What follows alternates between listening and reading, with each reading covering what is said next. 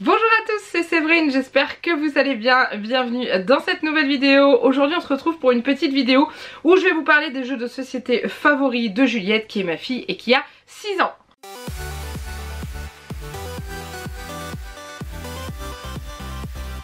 Alors oui, la dernière fois je vous avais fait une vidéo sur ses jouets favoris et vous avez été plusieurs à me demander une sur ses jeux de société favoris et une autre sur ses livres, donc je vous la ferai pour la semaine d'après.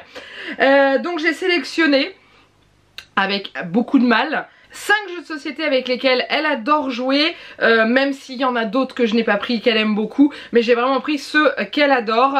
Voilà, donc pour ceux qui ne savent pas, je suis VDI, donc vendeuse à domicile indépendante chez Cookies and Game, donc c'est de la vente de jeux de société, et on a eu l'occasion d'en découvrir certains avec le début de ce travail, du fait que j'ai reçu un kit de démarrage et que j'ai moi-même commandé des jeux. Oui.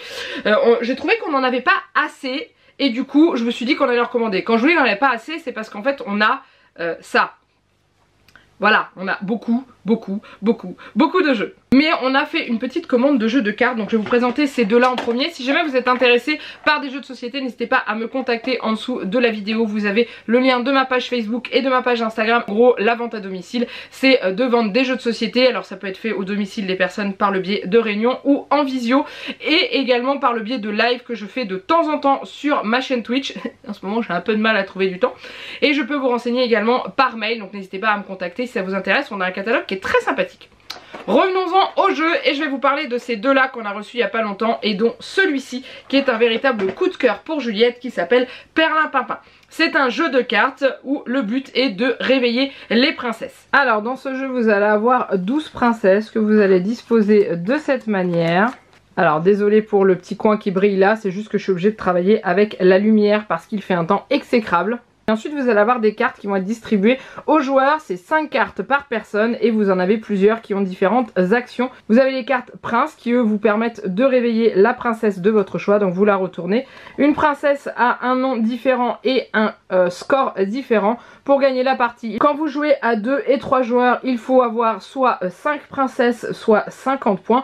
Et quand vous êtes à 4 et 5 joueurs, c'est 4 princesses ou 40 points. Voilà, donc vous prenez votre princesse, vous la gardez dans votre devant vous et ensuite c'est au joueur suivant. Le joueur suivant peut jouer un chevalier pour vous voler votre princesse. Si c'est le cas et que vous n'avez rien pour vous défendre, il vous la prend. Si par exemple vous avez un dragon pour vous défendre, vous ne donnez pas votre princesse et le joueur a perdu entre guillemets son tour. Il peut également rendormir la princesse avec la potion de sommeil et si vous avez la baguette magique, finalement vous gardez votre princesse. Et vous avez également la carte du bouffon. Lui en gros vous retournez la carte suivante dans la pioche. S'il s'agit d'une carte action comme la baguette, la potion, le chevalier, un prince ou encore le dragon, vous rejouez. Si jamais c'est un chiffre, vous comptez le nombre indiqué sur la carte et c'est sur la personne qui arrive sur le numéro 7 par exemple pour celle-ci qui remporte une princesse gratuitement au hasard dans celle qui reste endormie. Et donc du coup comme vous l'avez vu vous avez également des cartes avec des numéros, donc quand vous les avez dans votre jeu elles vous servent juste à défausser et à changer de carte. Donc soit vous déposez 2 cartes que vous avez en double, soit vous déposez une addition, c'est-à-dire une carte plus une autre carte donne le résultat de la dernière, donc 6 plus 4 égale 10, vous posez 3 cartes, vous en repiochez 3. Voilà ce que ça donne au niveau des règles du jeu. C'est un jeu qui est très facile et accessible à partir de 6 ans parce qu'il faut savoir faire des additions. Nous je vous le dis, Juliette a 6 ans et elle joue très bien avec. Elle a eu un petit peu de mal au début de réussir à faire les additions, surtout avec les gros chiffres, mais maintenant ça y est, c'est rodé et elle adore ce jeu. Donc voilà, ce jeu est vraiment super sympa. Il est accessible à partir de 6 ans parce que comme je vous l'ai expliqué juste avant, il faut savoir compter, faire des additions simples, mais honnêtement c'est pas si compliqué que ça parce que Juliette se débrouille plutôt bien et on peut jouer de 2 à 5 joueurs. Donc nous on a essayé au maximum jusque 3 joueurs parce qu'on est que 3, mais on va tenter avec une de ses mamies pour voir ce que ça donne à 4. Mais franchement c'est un jeu qui est très sympathique, pas très cher et qui prend pas de place. Et ce que j'aime bien c'est les boîtes en métal parce que c'est quand même plus solide qu'une boîte en carton et ça protège bien surtout quand c'est des jeux de cartes.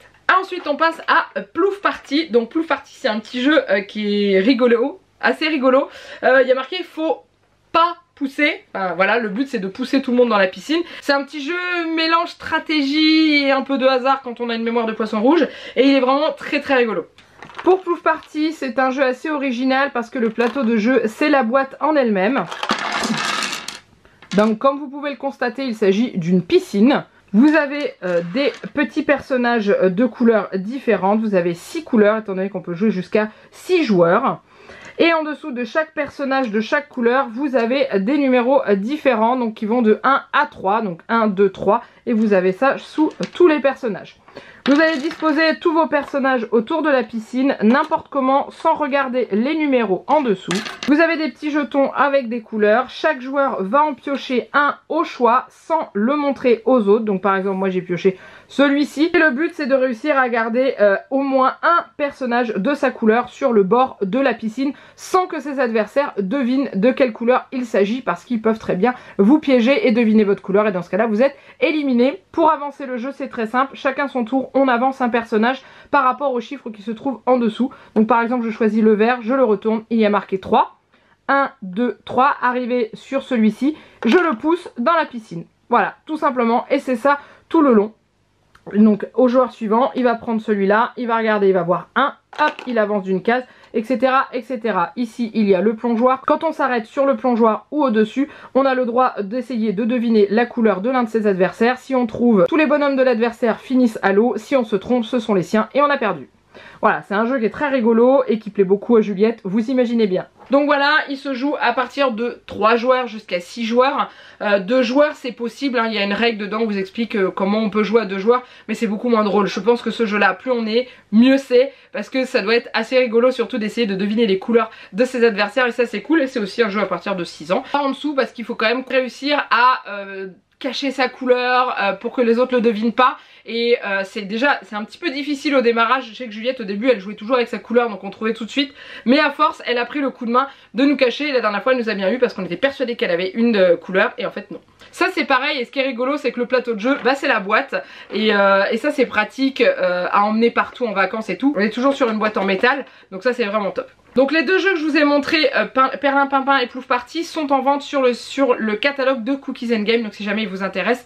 Et il y en a plein d'autres comme ça, des petits jeux dans des boîtes en métal, très faciles à transporter et très faciles à jouer. Ensuite on va passer aux autres jeux. Alors ceux-là je ne les vends pas avec Cookies and Game, mais c'est aussi des jeux qui sont super top. Il y a celui-ci que je vous avais montré pendant les vacances, enfin dans le hall de nos vacances. C'est un jeu qu'on a acheté pendant nos vacances, qui s'appelle SOS Dino. C'est un jeu coopératif et ça je trouve ça super sympa. C'est à dire qu'on joue tous ensemble, on gagne tous ensemble ou on perd tous ensemble. Le but du jeu c'est de sauver les dinosaures de la lave pour éviter qu'ils soient engloutis, ainsi que leurs œufs. Et il est vraiment hyper sympa. Voici le jeu présenté vu du dessus, je l'ai installé pour vous montrer un petit peu comment ça se déroule. Donc vous avez déjà les 4 petits dinosaures qui ont juste des bouilles absolument adorables, on est bien d'accord. Chaque dinosaure a son emplacement sur le plateau de départ et le but c'est de les emmener chacun sur les petits nids, sur les petites montagnes qui se trouvent ici. Donc elles sont représentées de cette manière, mais c'est vrai que mon plateau est un peu grand pour rentrer dans le cadre. Il y a les volcans qui sont disposés ici et ici. Et en dessous de chaque volcan, on va mettre une coulée de lave en forme de croix. Voilà, on la met en dessous de chacun des volcans. Pour l'instant, elle est cachée. On a également disposé les œufs sur le plateau. Et il y a aussi les obstacles. Donc là, j'ai mis les 2 niveaux, c'est-à-dire qu'on a les cailloux et les herbes, mais on peut également jouer que avec les rochers pointus, les cailloux comme j'appelle ça, sans les herbes et compliquer le jeu juste après. Ensuite on a un petit sac comme ceci dans lequel on va mettre toutes les tuiles de jeu. Donc là je les ai pas mises volontairement pour pouvoir vous les montrer. Ce sont des chemins de lave et également des tuiles météorites. Alors tout simplement pour jouer on pioche une tuile, on voit sur le bord une couleur de fleurs, donc là on est sur du rose, donc ça veut dire qu'il faut qu'on pose ça sur le volcan rose où il y a les petites fleurs roses, et on commence le chemin où démarre la lave comme vous le voyez. Donc c'est ici. Sur cette plaquette là il y a une patte de dinosaure, donc j'ai le droit d'avancer un dinosaure d'une case sauf le rose comme c'est indiqué à l'arrière. Donc je choisis d'avancer celui-ci. etc. etc. Vous avez aussi des plaquettes avec 2 pattes de dinosaures. Ces 2 pattes de dinosaures, elles vous indiquent que vous pouvez avancer 2 dinosaures d'une case chacun. Et vous avez les plaquettes avec des petits volcans. Là, ça veut tout simplement dire que vous posez votre plaquette et que vous n'avancez aucun dinosaure et que vous devez repiocher une petite plaquette. Ou une tuile plutôt. Et quand vous piochez une tuile météorite, vous cherchez le symbole sur le plateau. Si celui-ci n'a pas été recouvert, ce qui est le cas pour cette météorite là, on la place ici et on peut avancer un dinosaure de 2 cases et ça c'est super pratique. Par contre, si un dinosaure est sur la case de la météorite au moment où elle est posée, vous perdez votre dinosaure. Ensuite, les dinosaures doivent passer par les cases pour récupérer les œufs et les disposer également en haut des petites montagnes pour les sauver. Et le but c'est de réussir à sauver un maximum de dinosaures, idéalement tous, ainsi que les œufs. Lorsqu'il n'y a plus de possibilité de mettre des tuiles de lave, parce que là la lave est arrêtée par une plante et on ne peut pas en mettre ailleurs, le volcan explose et libère des chemins de lave. Voilà, tout simplement, ce jeu est vraiment très sympa. Pas compliqué à comprendre, ça fait beaucoup de règles au démarrage, mais une fois qu'on a compris, ça va tout seul. Et je peux vous garantir que nous, Juliette, adore ce jeu et on y passe quand même pas mal de temps. Et l'avantage, c'est qu'il est coopératif, c'est-à-dire qu'on joue chacun notre tour, mais on a tous la même quête, c'est de sauver les dinosaures ainsi que leurs œufs. Donc ça c'est pareil, c'est un jeu qui est super sympa. Juliette a tout de suite accroché, il est à partir de 6 ans et on peut jouer seul si on veut parce que le fait de piocher les tuiles, on peut le faire seul, c'est ça qui est vachement pratique, et jusqu'à 4 joueurs. Ensuite, un grand classique que j'ai récupéré chez ma maman qui n'est pas tout récent, c'est le Mastermind. Alors celui-ci c'est le Mastermind Junior. Il a quoi de différent avec l'autre? C'est que là on est que sur 3 couleurs et si je ne dis pas de bêtises, le Mastermind classique c'est 4, je crois. Et voilà, et il est avec des petits animaux, il est super rigolo. Donc celui-ci j'ai récupéré chez ma maman. On a commencé à y jouer avec Juliette à la version facile comme on l'appelle, c'est-à-dire que le rouge c'est pour dire qu'on a un pion qui est de la bonne couleur et placé au bon endroit, et le blanc c'est pour dire qu'on a un pion de bonne couleur mais qu'il n'est pas placé au bon endroit. Nous on les mettait dans l'ordre, par exemple c'était celui-ci qui était bien placé, on mettait le rouge à cette place là, etc, etc. Et ensuite on est passé à la version plus compliquée et maintenant c'est bon, ça roule tout seul et Juliette adore ce jeu. Alors il se présente comme ceci, donc vous avez l'emplacement pour mettre votre combinaison cachée, vous disposez la combinaison que vous souhaitez, donc votre adversaire se cache les yeux ou se cache sous la table, ou enfin bref, c'est vous qui décidez, hein. Quand c'est les enfants, moi je sais qu'en général Juliette aime bien se cacher sous la table. Au moment où je fais la combinaison, on referme. On met ça en face de nous, il n'y a que nous qui voyons la combinaison et l'adversaire en face va essayer de retrouver quelle combinaison on a fait au niveau des couleurs. Voilà, s'il y a une couleur correcte, on met un rouge. Et ensuite, les 2 autres couleurs par exemple qui sont là ne sont pas bonnes. Je vous le remonte là parce que vous voyez pas bien.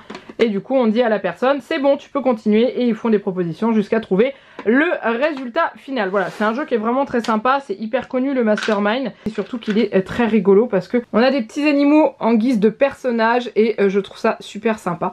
Voilà, ils sont assez rigolos, ils ont des bonnes bouilles. Donc ça, c'est top. Alors, je sais pas s'il existe encore dans les magasins, mais après, je pense qu'il doit être trouvable d'occasion. Ouais, je pense que ça doit être trouvable sur Vinted ou en brocante ou en bourse aux jouets, clairement. Mais il est vraiment super sympa et c'est vraiment pour initier l'enfant au Mastermind classique. Et c'est un jeu qui se joue à 2 et ça, c'est pas mal. Et ouais, je l'aime beaucoup parce que moi, les animaux, ils me font trop rire, ça me rappelle des trop bons souvenirs. Et le dernier, je vous cache pas qu'on commence à en faire une overdose, mais elle ne s'en lasse pas, ça va faire 2 ans, je crois qu'elle l'a. 1 an, je ne sais plus quand est-ce qu'elle a eu, mais c'est celui-ci, oui, le croque-carotte. Je ne cache pas, je ne sais plus quand est-ce qu'elle l'a eu. Peut-être à un de ses anniversaires, ou à Noël. Noël dernier? Je ne sais plus, bref. Croque-carotte, si vous connaissez pas, c'est un jeu où le but c'est d'arriver le premier en haut sur le sommet de la carotte. Voilà, c'est tout simple, c'est accessible aux enfants à partir de, ils disent 4 ans, ouais, on peut même commencer à 3 ans hein, clairement, et jusqu'à 99 ans, donc désolé messieurs et mesdames qui avaient dépassé les 99 ans, vous n'avez plus le droit d'y jouer. Ça me fait rire à chaque fois les jeux où ils mettent maximum 99. Vous savez que les gens des fois ils vivent au-dessus hein. Bref, donc c'est vraiment un jeu qui est très rigolo et très sympa. Le plateau se présente comme ceci. Vous avez des petits lapins de couleurs différentes. Donc chaque joueur choisit une couleur. Alors ensuite vous avez des cartes avec donc le nombre de cases que vous devez avancer. Donc il y a 3, 1 et 2. Et vous avez les cartes carottes. Donc en gros les cartes carottes c'est pour vous faire tourner la carotte qui se trouve au milieu et qui fait changer le plateau comme vous pouvez le voir. Hop, vous voyez un trou qui s'est ouvert ici. Là il s'est refermé mais il s'est ouvert ici. il s'est ouvert ici, etc., etc. Et le but c'est de faire avancer ces lapins sans qu'ils finissent par tomber dans les trous, comme celui-ci, ou encore poussés par la taupe, comme ceci, ça veut dire qu'il faut recommencer au début, ou bien jetés par la barrière, comme ceci, ça vous fait redescendre jusqu'en bas, ou alors bloqués par le pont, tant que le pont est levé, on ne peut pas passer, quand le pont est baissé, on peut passer. Voilà, c'est un jeu qui est très simple, qui est accessible aux plus petits et assez rigolo. Faut juste pas avoir des enfants mauvais joueurs. Voilà. Et le but, c'est d'arriver jusque là, en haut de la carotte, pour remporter la victoire. Mais c'est un jeu qui est sympa et tout. Donc ça, ce sont les 5 jeux qui ressortent le plus facilement de notre stock de jeux de société. Mais il y a également le double Harry Potter, le double Kids. On a aussi les jeux de famille, elles commencent de plus en plus à apprécier. On a aussi le nain jaune. Il y a des jeux qu'elle a eu à Noël comme le Attrape la noisette, le Monopoly et tout. Enfin voilà, on en sort énormément. Mais là en ce moment, celui qui revient le plus souvent, c'est celui-là. Et on lui dit on fait un jeu, oui, elle va chercher Perlimpinpin. c'est tout. Celui-là, elle l'adore et je confirme, il est vraiment trop sympa. Et avec ma maman, on va refaire une commande sur le site de Cookies and Game pour racheter des petits jeux comme ça. Et j'ai hâte de les recevoir et de pouvoir vous les montrer également. Mais en tout cas, voilà. Donc n'hésitez pas à me dire en dessous de la vidéo, vous, si vos enfants aiment bien jouer aux jeux de société et lesquels. Je suis curieuse parce que ça donne des idées aussi. Sachant que je sais pas trop où je vais re-ranger des jeux de société vu le bordel qu'il y a là. Mais on va tasser. Hein, mais voilà, n'hésitez pas à me dire, ça peut donner des idées déjà pour Noël.